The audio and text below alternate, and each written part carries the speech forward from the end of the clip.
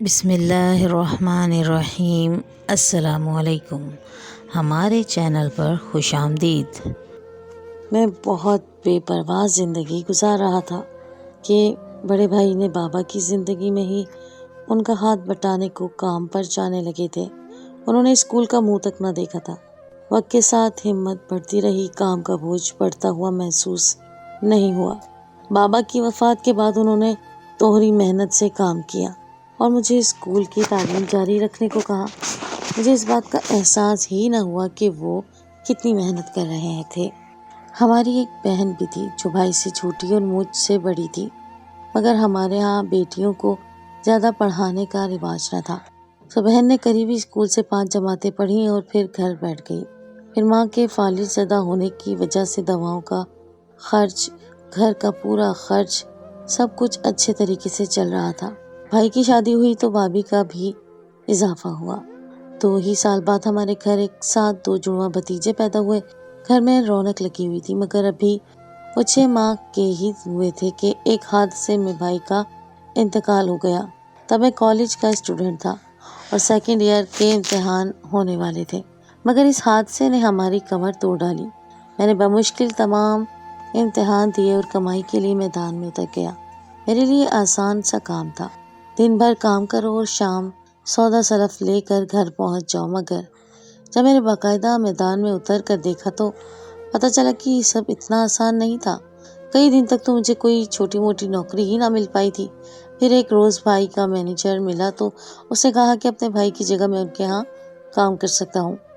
میں اس پیشکش کو غنیمت جان کر فوری راضی ہو گیا اور اگلے ہی دن سے باقاعدہ کام پر جانے لگا، مگر دن بھر کام کر کر کے میرے ہاتھ چھل گئے اور جب شام کو مزدوری لینے کا وقت آیا تو اتنی کم رقم میرے ہاتھ پر دھر دی گئی کہ میں حیران رہ گیا، مگر اور بھی تو کوئی راستہ نہ تھا۔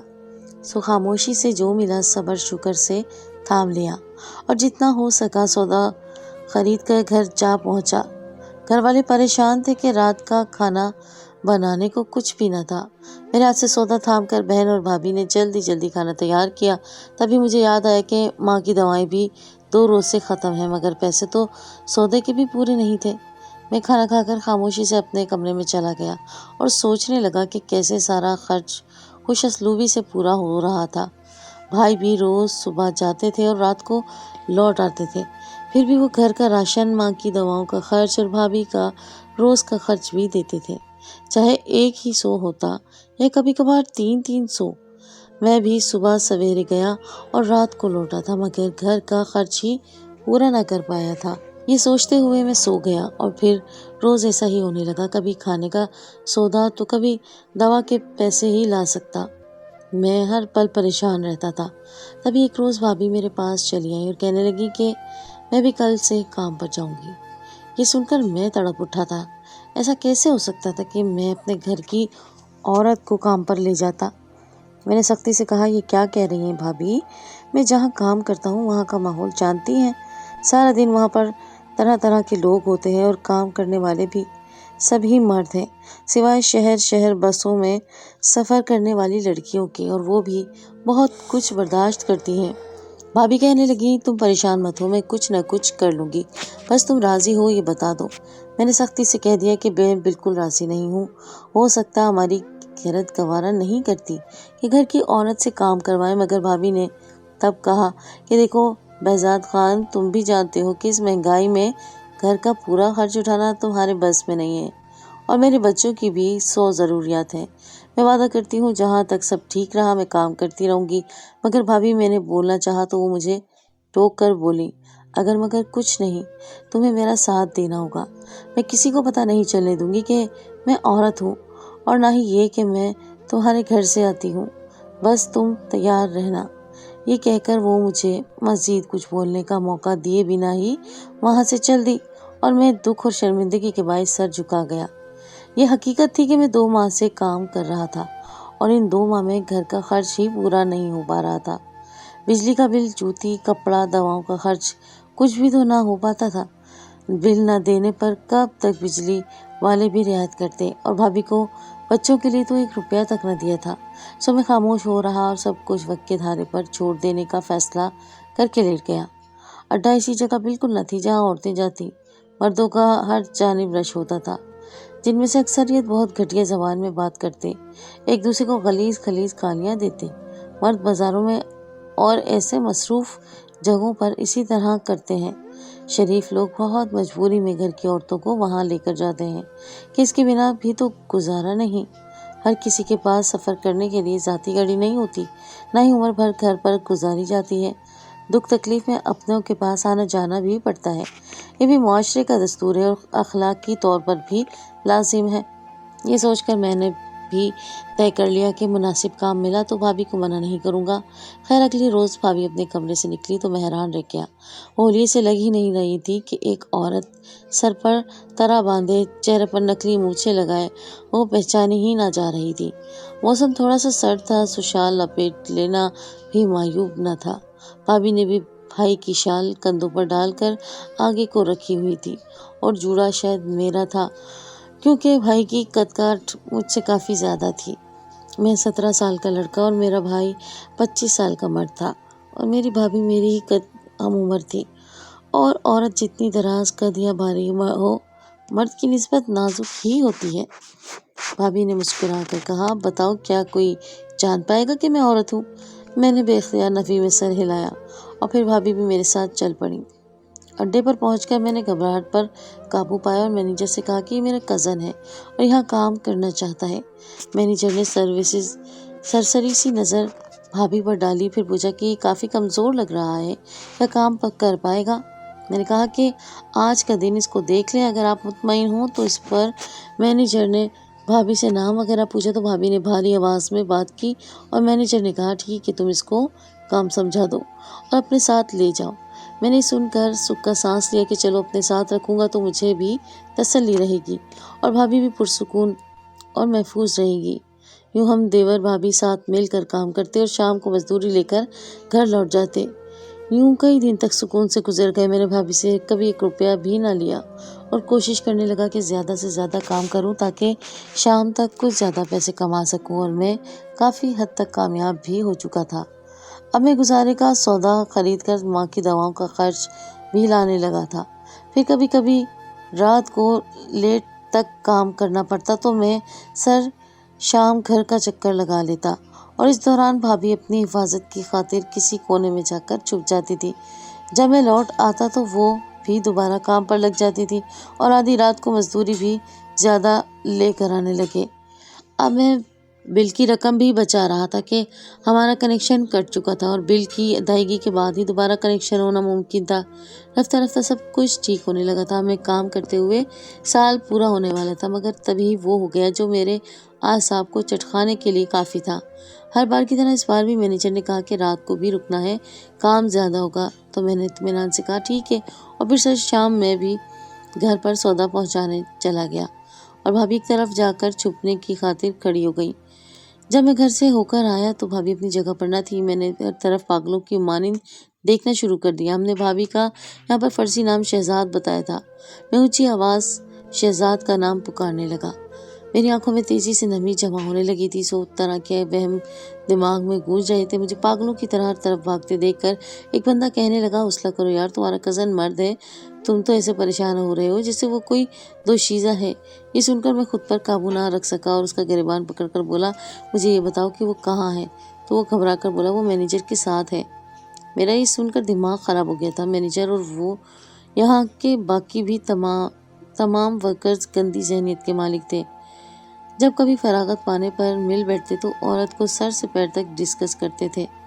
बापर्दा औरतों को भी घूर घूर कर देखते और एक दूसरे से उसके बारे में बेहद घटिया अंदाज में बात करते थे। ऐसे खबीस इंसान के साथ मेरी भाभी का तन्हाई में होना, इससे आगे सोचना भी मेरे लिए किसी इम्तिहान से कम न था। मैं भागकर मैनेजर के कमरे की तरफ गया और दरवाजे को ज़ोर शोर से बजाने लगा, मगर दरवाज़ा न खुला। तो मैं बेताब होकर एक जानिब को लगी शीशे की खिड़की की तरफ गया और वहाँ से अंदर झांकने की कोशिश की तो भाभी मुझे कहीं दिखाई न दी। मैंने खिड़की के शीशे को बजाना शुरू कर दिया और इतने तवातर से बजाया कि मैनेजर ने भड़कते हुए दरवाज़ा खोल दिया। मैं तेज़ी से दरवाजे की जानिब बढ़ा और लड़खड़ाते हुए मैनेजर को एक तरफ धकेल कर بھابھی کو سنبھالا تو وہ سکتہ زدہ سی ایک کونے میں دبک کر بیٹھی تھی۔ میں نے اس کی چادر اس کے گرد لپیٹ کر اسے ساتھ لیا اور وہاں سے تیزی سے نکل گیا۔ مینیجر شرابی تھا اور اس وقت اس قدر نشے میں دھت تھا کہ میرے دھکیلنے سے لڑکھڑا کر ایک جانب گرا اور پھر ہوش میں ہی نہ رہا۔ میں بھابھی کو لے کر گھر کے قریب پہنچا اور رک گیا۔ اس کی حالت اس وقت گھر والوں کے سامنے جانے کی نہ تھی۔ شکر کا مقام تھا کہ مینیجر نے دست درازی کی کوشش کی تھی اور میں بر وقت وہاں پہنچ گیا تھا، مگر ساری زندگی پردے میں اور مرد کی حفاظت میں رہنے والی جوان لڑکی کے لیے، چاہے وہ شادی شدہ ہی کیوں نہ ہو، یہ بہت بڑی بات تھی۔ میں نے اس کو ناچار گلے سے لگا کر دلاسا دیا اور اسے سمجھایا کہ ہمت کرے اور خود کو سنبھالے۔ گھر میں کسی کو اس بارے میں خبر نہیں ہونی چاہیے، ورنہ بہت برا ہوگا۔ کس کو ہم صفائی دیں گے؟ میں نے سوال کیا تو وہ اس بات میں سر ہلا کر خود کو سنبھالتے ہوئے میرے ساتھ گھر پہنچی اور کمرے میں جا کر خود کو بند کر لیا۔ میں جلدی سے واپس کام پر گیا اور یہ ظاہر کرنے لگا جیسے کچھ ہوا ہی نہ ہو۔ رات بھر اکیلے کام کر کے صبح کو صرف 2 گھنٹے کی چھٹی لے کر میں گھر روانہ ہوا۔ گھر جا کر پتہ چلا کہ بھابھی کو بخار ہو گیا ہے۔ میں نے وجہ جاننی چاہی تو میں نے کہا کہ کل کام بہت زیادہ تھا، شاید اسی وجہ سے بھابھی کی یہ حالت ہوئی ہے، اور ساتھ میں یہ بھی کہہ دیا کہ اب سے یہ کام پر نہ جائیں، کمزوری کے باعث کل کو کوئی بڑا مسئلہ ہو جائے تو ہم تو علاج بھی نہیں کروا سکتے۔ ماں اور بہن بھی میری حامی ہوئیں اور بھابھی بھی خاموش ہو گئی۔ میں وہاں سے اٹھ کر اپنے کمرے میں چلا آیا اور چند لمحے کمر سیدھی کرنے کے بعد میں نہا دھو کر تیار ہوا اور واپس کام پر چلا گیا۔ مگر مینیجر تو مجھے دیکھ کر تپ اٹھا۔ اس کو اس بات پر غصہ تھا کہ میں نے اس کو دھکا کیوں دیا تھا، مگر اپنی گھٹیا حرکت کا بھی خوب اندازہ تھا۔ سوچتے وہ مجھے زیادہ سے زیادہ کام دینا اور بات پہ بات ڈانٹ کر بہانے سے اپنی بھڑاس نکالنا شروع کر دیا۔ باقی سب حیران ہوئے تھے کہ آخر مینیجر کو مجھ پر ہی اس قدر غصہ کیوں ہے، مگر میں مجبور تھا، سو خاموشی سے سب رویے برداشت کرتا رہا۔ اگر زیادہ کام کروا رہا تھا تو اس کی قیمت بھی ایمانداری سے ادا کر رہا تھا، سو میں اکثر دن اور رات بنا رکے کام کرنے لگا تھا۔ ویسے بھی اب کام زیادہ کرنے کی ضرورت تھی، اسی طرح وقت گزرنے لگا تھا۔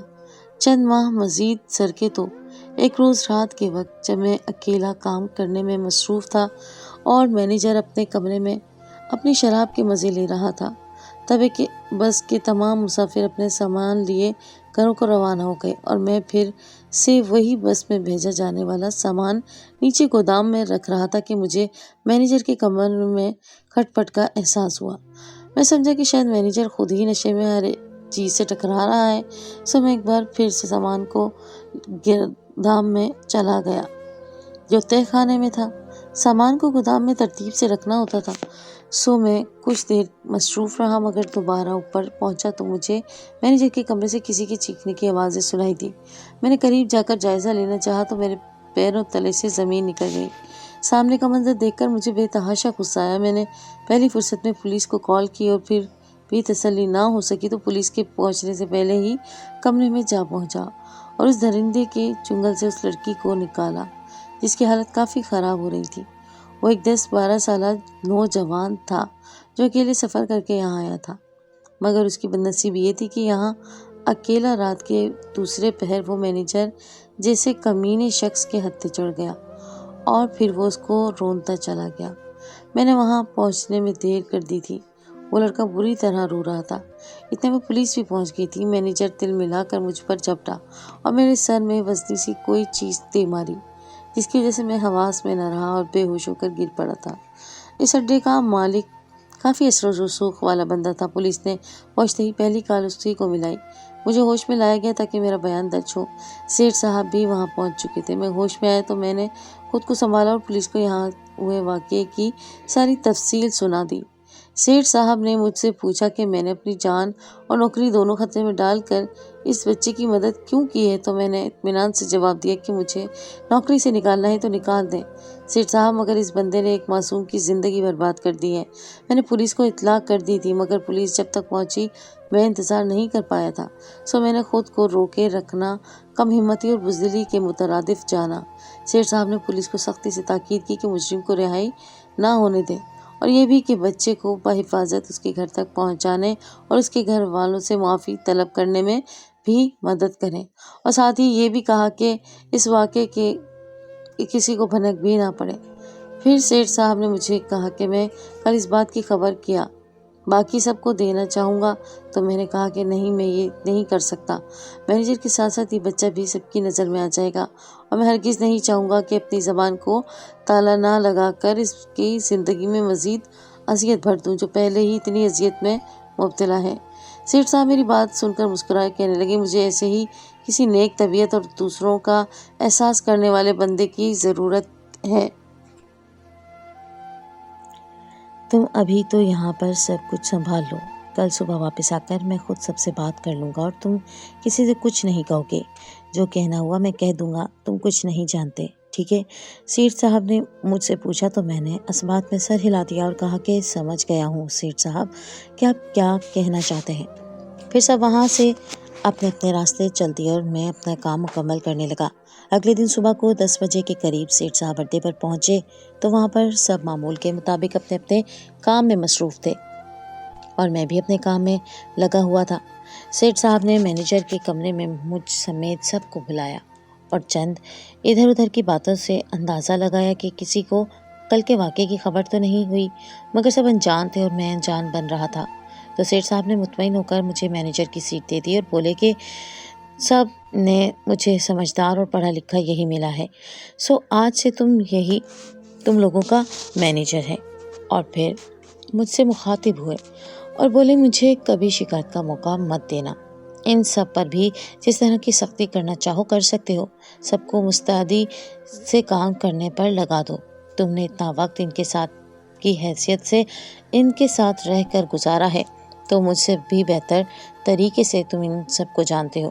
اگر ان میں سے کوئی تمہیں یہاں پر کام کرنے کے قابل نہ لگے تو تم اسے کام سے نکال بھی سکتے ہو، تمہیں پوری اجازت ہے۔